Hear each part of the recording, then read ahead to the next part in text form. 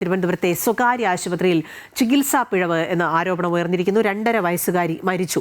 കാട്ടാക്കട മമ്മൽ ആശുപത്രിയിൽ നിന്ന് കുത്തിവയ്പ്പെടുത്ത ഉറിയാക്കോട് സ്വദേശി സിദ്ദിഖ് ഫൈസൽ ദമ്പതികളുടെ മകൾ ഐഷ ഫാത്തിമയാണ് മരിച്ചത്. ആര്യനാട് പോലീസ് ഇതുമായി ബന്ധപ്പെട്ടൊരു കേസും രജിസ്റ്റർ ചെയ്തിട്ടുണ്ട്. അൻഫ്രിഡ് ഡിസൂസ വാർത്തയുടെ വിശദാംശങ്ങൾ നൽകും. അൻഫ്രിഡ്, ഈ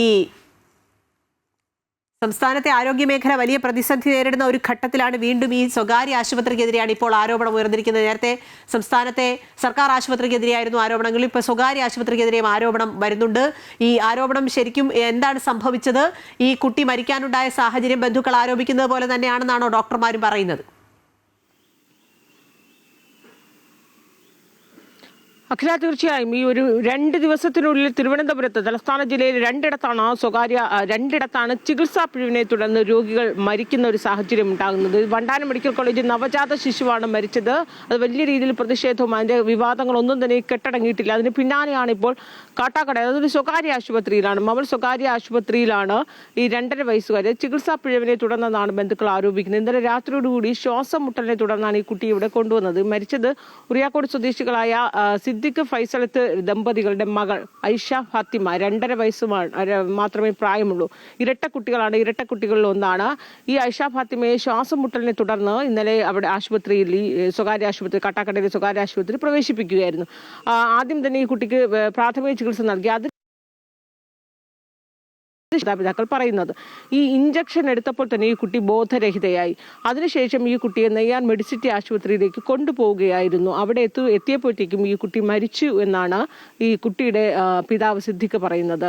പക്ഷെ അവർ ഉന്നയിക്കുന്ന ഒരു പ്രശ്നം എന്ന് പറയുന്നത്, ഈ കുട്ടി ഈ കുത്തിവയ്പ് എടുത്തതോടുകൂടി ഈ കുട്ടി ബോധരഹിതയാകുന്നു. അപ്പോഴേക്കും കുട്ടിയുടെ ആരോഗ്യനില വഷളായി. അതിനുശേഷമാണ് കൂടുതൽ ചികിത്സയ്ക്കായി ഈ കുട്ടിയെ നെയ്യാർ മെഡിസിറ്റി ആശുപത്രിയിൽ കൊണ്ടുപോകുന്നത്. അങ്ങനെ കൊണ്ടുപോകുമ്പോൾ അവിടെ നിന്ന് ആംബുലൻസിലാണ് ഈ കുട്ടിയെ കൊണ്ടുപോകുന്നത്.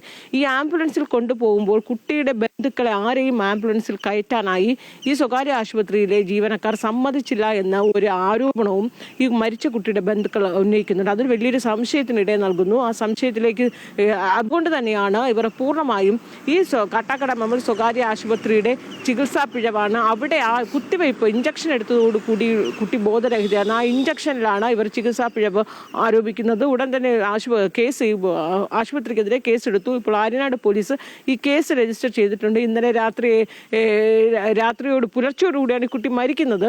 പക്ഷേ ഇത് വലിയ രീതിയിൽ തന്നെ വിവാദമായിരിക്കുന്നതാണ്. കാരണം ഈ ബന്ധുക്കൾ വളരെ കടുത്ത പ്രതിഷേധത്തിൽ തന്നെയാണ് ഈ സ്വകാര്യ ആശുപത്രിക്കെതിരെ. കാരണം ഈ 2.5 വയസ്സുള്ള കുട്ടിയാണ്. ഒരു ചെറിയൊരു ശ്വാസം മുട്ടലിനെ തുടർന്ന് ഈ ആശുപത്രിയിൽ പ്രവേശിപ്പിച്ചു എന്നാണ് ഇതിൻ്റെ ബന്ധുക്കൾ പറയുന്നത്. ഈ ചെറിയൊരു ശ്വാസം മുട്ടലിനെ തുടർന്ന് അവിടെ പ്രവേശിപ്പിക്കുന്നു. അതിനുശേഷം കുട്ടിക്ക് പ്രാഥമിക ചികിത്സ നൽകിയതിനു ശേഷം 2 കൈകളുമായി ഇഞ്ചക്ഷൻ എടുത്തതോടുകൂടിയാണ് കുട്ടി ബോധരഹിതയാകുന്നത്. അതിനുശേഷം ഈ മെഡിസിറ്റി ആശുപത്രിക്ക് കൊണ്ടുപോകുന്ന സമയത്ത് ഇവരെ കയറ്റിയില്ല. അതിൽ ഇവർ വലിയ രീതിയിൽ സംശയത്തിൻ്റെ അതാണ് ഏറ്റവും ഇവർക്ക് സംശയം നൽകുന്നത്. എന്തുകൊണ്ട് ഈ കുട്ടിയുടെ മാതാപിതാക്കളെയോ ആരെയും തന്നെ ആംബുലൻസിൽ കയറ്റിയില്ല എന്നൊരു ചോദ്യം ഉയരുന്നു. എന്തായാലും ഇപ്പോൾ മൃതദേഹം മെഡിസിറ്റി ആശുപത്രിയിലാണ്. ഇന്ന് പോസ്റ്റ്മോർട്ടം നടത്തും. പോസ്റ്റ്മോർട്ടത്തിന് ശേഷം മാത്രമേ ഇതിന് യഥാർത്ഥത്തിൽ എന്താണ് സംഭവിച്ച ചികിത്സാ പിഴവാണോ അതടക്കമുള്ള വിഷയങ്ങളിലേക്ക് കടക്കാൻ പറ്റുകയുള്ളൂ. പക്ഷേ വളരെ ദൗർഭാഗ്യകരമായ ഒരു സംഭവം തന്നെയാണ് ഇതിപ്പോൾ തിരുവനന്തപുരത്ത് തന്നെ. ഒരു 2-3 ദിവസത്തിനുള്ളിൽ 2 ഇടങ്ങളിലായി ചികിത്സാ പിഴവിനെ തുടർന്ന് 2 മരണമാണ് ഉണ്ടായിരിക്കുന്നത്. അതിൽ ആദ്യത്തേത് ഒരു ഗവൺമെന്റ് ആശുപത്രിയാണെങ്കിൽ രണ്ടാമത്തേത് സ്വകാര്യ ആശുപത്രി തന്നെയാണ്. എന്തായാലും ഒരു മറുഭാഗത്ത് ഡോക്ടർമാരുടെ ആരോഗ്യ മേഖലയ്ക്കെതിരെ ഗുരുതര അനാസ്ഥ വീഴ്ച അതിലേക്കാണ് വരുന്നത്. അതായത് സംസ്ഥാനത്തെ ആരോഗ്യ മേഖലയിൽ കടുത്ത അനാസ്ഥ തുടരുന്നുണ്ട് എന്ന് നമ്മൾ കഴിഞ്ഞ ദിവസങ്ങളിലൊക്കെ മനസ്സിലാക്കിയതാണ്. പക്ഷേ ഇപ്പോൾ ഗവൺമെന്റ് മെഡിക്കൽ കോളേജിലെ ഡോക്ടർമാരുടെ സമരം ഇങ്ങനെ അനിശ്ചിതമായി നീളുകയാണ്. ഒരു തരത്തിലും ഒരു ചർച്ചയ്ക്കും സർക്കാർ തയ്യാറാകുന്നില്ല. അത് സമരം അവസാനിപ്പിച്ചാൽ മാത്രം ചർച്ചയ്ക്ക് എന്ന് സർക്കാരും ഒരു തരത്തിലും സമരം അവസാനിപ്പിക്കാൻ ഞങ്ങൾ തയ്യാറല്ല എന്ന് ഡോക്ടർമാരും പറയുമ്പോൾ ഇനി അങ്ങോട്ടുള്ള ദിവസങ്ങൾ വളരെ പ്രധാനപ്പെട്ടതാണ്. നേരത്തെ സർക്കുലറൊക്കെ സർക്കാർ ഇറക്കേണ്ടി വന്നതാണ് ആരോഗ്യ മേഖലയെ സംബന്ധിച്ച്. തെരഞ്ഞെടുപ്പ് കാലമാണ്, അതുകൊണ്ട് തന്നെ കരുതൽ വേണമെന്ന്. അങ്ങനെ ഒരു കരുതൽ എടുക്കാൻ പോലും ഡോക്ടർമാർ ആശുപത്രികളിൽ ഉണ്ടാകാത്ത ഒരു സാഹചര്യത്തിലേക്കാണല്ലോ കാര്യങ്ങൾ പോകുന്നത്. തീർച്ചയായും ഈ OP ബഹിഷ്കരണമൊക്കെ ഈ ഡോക്ടർമാരുടെ സീനിയർ ഡോക്ടർമാരുടെ സമരം തുടർച്ചയായി 7ാം ദിവസത്തിലേക്ക് ഇന്ന് കടക്കുകയാണ്. ഈ 7ാം ദിവസത്തിൽ കടക്കുമ്പോൾ ഇരുവിഭാഗവും സർക്കാരായാലും ഡോക്ടർമാരായാലും ഇരുവിഭാഗവും അവരുടെ നിലപാടിൽ കണിശമായി നിൽക്കുകയാണ്. ഒരടി പോലും മുന്നോട്ട് പോകുന്നില്ല. സർക്കാരാകട്ടെ ഇവരുടെ ചർച്ചയ്ക്ക് ഞങ്ങൾ തയ്യാറാണ്, പക്ഷേ അപ്പോൾ സമരം അവസാനിപ്പിക്കണം, സമരം അവസാനിപ്പിക്കുക, സമരത്തിൽ തുടർന്നുകൊണ്ട് ഈ പ്രധാനപ്പെട്ട ആശുപത്രികളൊക്കെ തന്നെ നിശ്ചലമാകുന്ന ഒരു സാഹചര്യത്തിലേക്ക് വരുമ്പോൾ അത് ആശുപത്രിയുടെ പ്രവർത്തനത്തെ വലിയ രീതിയിൽ ബാധിക്കുന്നു. ആശുപത്രിയുടെ പ്രവർത്തനം താളം തെറ്റുന്നു. സാധാരണക്കാരായ രോഗികളാണ് വലയുന്നത്. ഇതാണ് സർക്കാർ മുന്നോട്ട് വെക്കുന്നത്. എന്നാൽ ഡോക്ടർമാരാകട്ടെ തങ്ങളുടെ അവകാശങ്ങൾക്ക് വേണ്ടി നിരന്തരം പോരാടുകയാണ്. ഇത് വളരെ പെട്ടെന്നുണ്ടായതല്ല.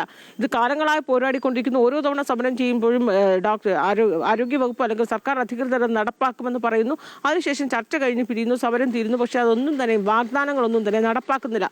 ബേസിക് ഇവർ ആവശ്യപ്പെടുന്നവരെ അടിസ്ഥാന ശമ്പളം വർദ്ധിപ്പിക്കുക, ആരോഗ്യം വേണ്ട സൗകര്യങ്ങൾ നൽകുക, അതിനപ്പുറത്തേക്ക് ശമ്പള പരിഷ്കരണം നടപ്പാക്കുക. ആ നിർദ്ദേശങ്ങളൊന്നും തന്നെ നടപ്പാക്കിയില്ല.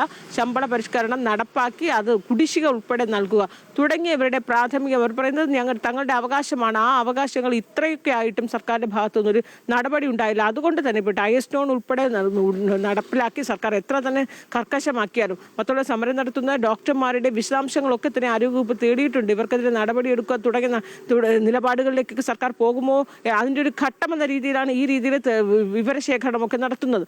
പക്ഷെ അതൊക്കെ തന്നെ നേരിടാൻ സജ്ജമായി തന്നെയാണ് KGM അടക്കമുള്ള ഡോക്ടർമാരുടെ സംഘടനകൾ രംഗത്തുള്ളത്. ഈ തീരുമാനം നടപ്പാക്കുക, അതിനപ്പുറത്തേക്ക് ഒരു ചർച്ചയ്ക്കായി ഇല്ല എന്ന നിലപാടിൽ ഡോക്ടർമാരുടെ സംഘടന ഉറച്ചു നിൽക്കുന്നു. മറുഭാഗത്ത് ആരോഗ്യവകുപ്പ് ഉറച്ചു നിൽക്കുമ്പോൾ ഇത് തെരഞ്ഞെടുപ്പ് കാലമാണ്. നിയമസഭയിലൊക്കെ തന്നെ ഇന്ന് ചേരുമ്പോൾ ഇത് വലിയ രീതിയിൽ പ്രതിഷേധം ഉണ്ടാകും, പ്രക്ഷോഭം ഉണ്ടാകുന്ന ഒരു വിഷയം കൂടി തന്നെയാണ്.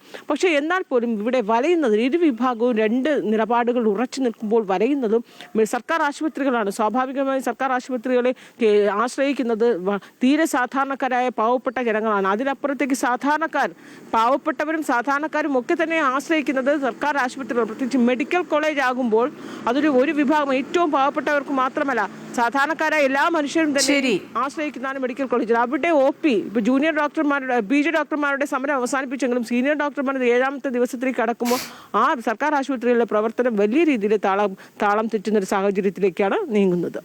ശരി, അൻഫിൽ ഡിസൂസയാണ് വിശദാംശങ്ങൾ നൽകിയത്. സ്വാഭാവികമായും സർക്കാരിന്റെ അടിയന്തര ഇടപെടലാണ് ഈ വിഷയത്തിൽ വേണ്ടത്. പ്രത്യേകിച്ചും അൻഫിൽ സൂചിപ്പിച്ച പോലെ തന്നെ മെഡിക്കൽ കോളേജാണ് വളരെ സാധാരണക്കാരായ ആളുകൾക്ക് ഏറ്റവും മികച്ച ചികിത്സ ലഭിക്കേണ്ട ആശുപത്രികളാണ്. അവിടെയാണ് സീനിയർ ഡോക്ടർമാർ ഇത്തരത്തിൽ പണി മുടക്കിക്കൊണ്ടുള്ള പ്രതിഷേധത്തിന് തുടരുന്നത്. അതുകൊണ്ട് തന്നെ ഇടപെടൽ തീർച്ചയായും അടിയന്തരമായി വേണം. ഒപ്പം തന്നെ ഈ സ്വകാര്യ ആശുപത്രികളിലൊക്കെ വലിയ ചിലവ് വരും. സ്വകാര്യ ആശുപത്രിയിലെ ചികിത്സയ്ക്ക് അതൊന്നും സാധാരണക്കാർക്ക് താങ്ങാവുന്ന ഒന്നും അല്ല. ഈ ചികിത്സാ പിഴവിനെതിരെ നല്ല നടപടിയും വേണ്ടതാണ്. സർക്കാർ ആശുപത്രിയായാലും സ്വകാര്യ ആശുപത്രിയായാലും ജനങ്ങളുടെ ജീവന് അത്രയേറെ വില നൽകേണ്ടതുണ്ട് എന്നുള്ളത് വളരെ പ്രധാനപ്പെട്ടതാണ്.